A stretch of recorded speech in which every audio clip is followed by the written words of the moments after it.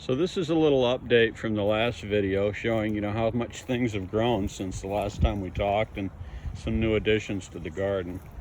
These are those watermelon plants that I showed you before. As you can see, they grow like weeds. And I eliminated one plant. There's 4 plants in there now instead of 5 because it's just too many. I might have to take another one out too. I'm not sure. We'll see how that goes. And you probably remember this other stuff. Lemongrass is doing good, and I planted another one of those too. So I had a whole bunch of that stuff. So it's really cool. It tastes just like lemons. Well, this is the potato bin, and they still haven't come up yet. So hopefully we're going to see good things from that. And here's some more of those buckets. And these are some big pots here that I have planted ginger and galangal and turmeric in, but I guess they like it really hot. They have not sprouted. They've been in there for months now. And this is just an empty pot. I'm not sure. I think I'm going to put sweet potatoes in this. They do really well in the heat. But I'm making some slips for making out of some store-bought sweet potatoes. And they aren't here yet. This is some cucumbers. This is yellow zucchini, and this is regular green Italian zucchini. And these plants are really hard to grow here because we have this bug called a squash vine borer that lays its eggs on the stalks of these, and then their larvae burrow into the inside of the plant and eat it from the inside out, and they're basically unstoppable. It's like, from what I've heard, it's impossible to grow squash here, but I've been picking I've seen the squash vine borer moths, and I've been picking their eggs off of the stalks of these plants.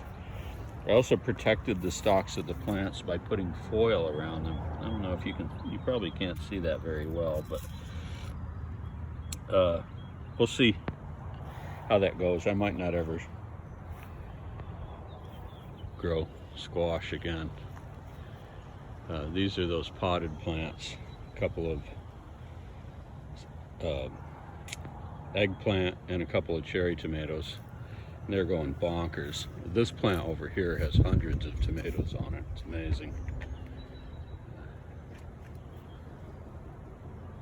And it's taller than me. And I'm just going to kind of walk through the garden. Those are the Tam jalapenos. Those have jalapenos on them now. Those are eggplant, and if you remember the barrage and the fava beans, which I haven't seen any beans on those yet, but we'll see how that goes, if it goes. And the parsley down the middle, and here's the gigantia jalapenos.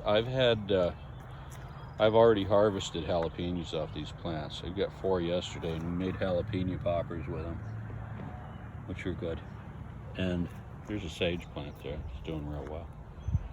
And these are beans. I planted beans like all throughout the garden everywhere when this coronavirus thing started, because it's an easy way to grow a lot of food. And I have like 50 canning jars and a canning outfit.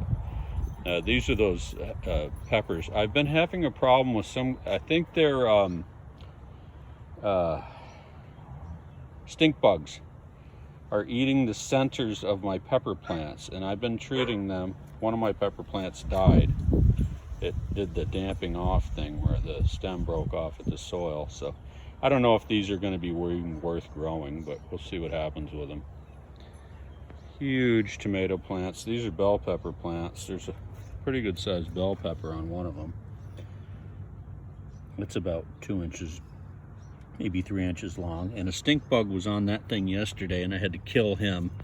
They like pepper plants, and I don't know, it might be hard to grow peppers here. We're going to see what happens. Haven't had much success with them. Got some marigolds blooming down there. Here's some more bean plants that I put on the end of the garden, and you can see the trellises. I'll try to get them back up, and the tomato plants are just getting huge. There's tons of, they're all taller than me now, pretty much. Well, not these. These are the Golden Jubilees and the Celebrities. They've got tons of tomatoes on them now. Let me get backed up here so you can see the size of these plants a little bit better. Those are Big Beef hybrids and an early girl there. The early girl's probably got 30 tomatoes on it by itself. And those black crims that I told you about in the other video are doing fantastic. I told you they weren't prolific, but they've got more tomatoes on them than just about anything else except for the early girl now. I harvested a bunch of beet greens from these and blanched them and froze them. So I got like 6 pounds of beet greens out of that. And I'm trying to let the bulbs bulb up a little bit. Catnip plants and the basil are getting huge. And these are some more zucchinis that I've been picking the squash vine borer bugs off of. The onions, I'm not very good at growing onions. I'm not sure what it is about that, but maybe something I'm not doing right. You can see I built the trellis on the front of that bean and cucumber tub and connected them together with some screws and some wood I had laying around. And yeah, we've got cucumber vines that are all the way up to the top of that bed spring thing, and green beans. I picked some green beans today. We're gonna have some of those for lunch in a little while. They're actually pinto beans. I got that idea from Jesse. You may remember him.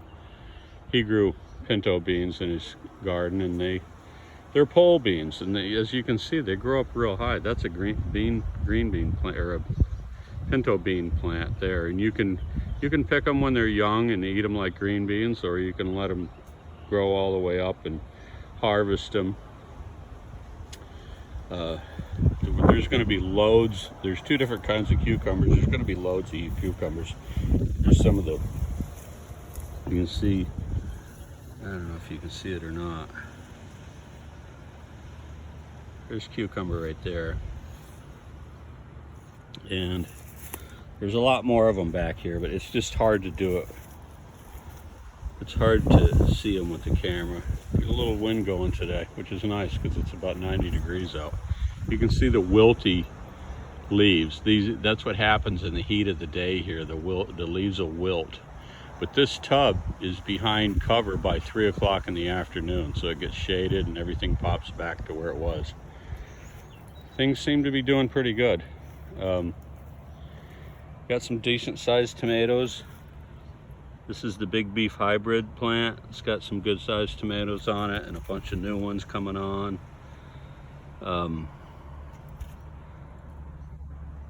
As you can see, there's lots of tomatoes here.